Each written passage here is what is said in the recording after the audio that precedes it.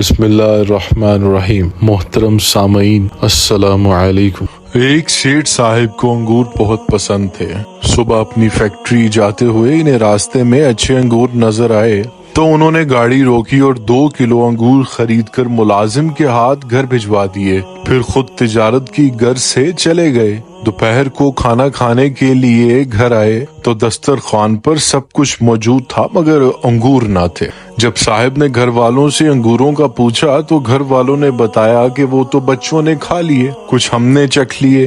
ویسے تو بظاہر یہ معمولی واقعہ تھا مگر بعض معمولی جھٹکے انسان کو بہت بڑا سبق دے جاتے ہیں۔ وہ صاحب فوراً دسترخوان سے اٹھے، اپنی تجوری کھولی، نوٹوں کی بہت سی گڈیاں نکال کر بیگ میں ڈال کر گھر سے باہر نکل گئے۔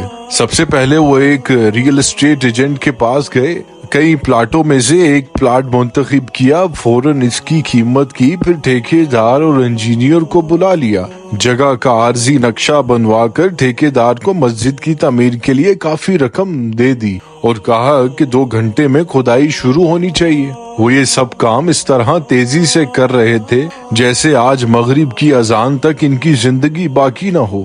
ان کاموں میں ہفتے اور مہینے لگ جاتے ہیں مگر جب دل میں اخلاص کی قوت ہو، ہاتھ کنجوسی سے آزاد ہوں تو مہینوں کے کام منٹوں میں ہی ہو جاتے ہیں۔ یہی صورتحال تاجر صاحب کے ساتھ بھی ہوئی۔ اخلاص اور شوق کی طاقت نے چند گھنٹوں میں سارے کا سارا کام کروا دیا۔ بہترین موقع کا پلاٹ بھی مل گیا اور اچھا انجینئر، اچھا ٹھیکیدار بھی ہاتھ آ گیا اور مغرب کی اذان سے پہلے کھدائی اور تعمیر کا کام شروع ہو گیا۔ شام کو وہ صاحب واپس گھر آئے تو گھر والوں نے پوچھا کہ آج آپ کھانا چھوڑ کر کہاں چلے گئے تھے؟ کہنے لگے کہ اپنے اصلی گھر اور اصلی رہائش گاہ کا انتظام کرنے اور وہاں کھانے پینے کا انتظام بنانے گیا تھا۔ الحمدللہ سارا انتظام ہو گیا، اب سکون سے مر سکتا ہوں۔ آپ لوگوں نے تو میری زندگی میں ہی انگور کے 4 دانے میرے لیے چھوڑنا گوارا نہ کیے اور میں اپنا سب کچھ آپ لوگوں کے لیے چھوڑ کر جا رہا تھا۔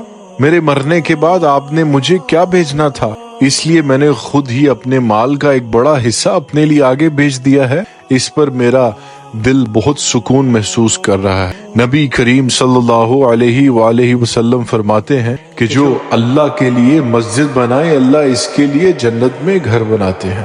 دیکھنا یہ ہے کہ دنیا میں تو ہم نے اپنا گھر بنا لیا، کیا جنت میں گھر بنانے کی تیاری کر لی گئی ہے؟ ہو سکے تو ایک مسجد بنائیے، مسجد نہ بنوا سکے تو مسجد میں حصہ ملائیے، کیونکہ ہم رہیں یا نہ رہیں قیامت تک سجدے تو ہوتے رہیں گے۔ انشاءاللہ قبر میں بھی ثواب کے تحفے ملتے رہیں گے۔ اللہ پاک واقعے سے سبق حاصل کر کے عمل کی توفیق عطا فرمائے، آمین۔ اگر ویڈیو اچھی لگی تو چینل کو سبسکرائب کریں تاکہ ہماری نئی آنے والی ویڈیو آپ تک پہنچ سکے۔ شکریہ۔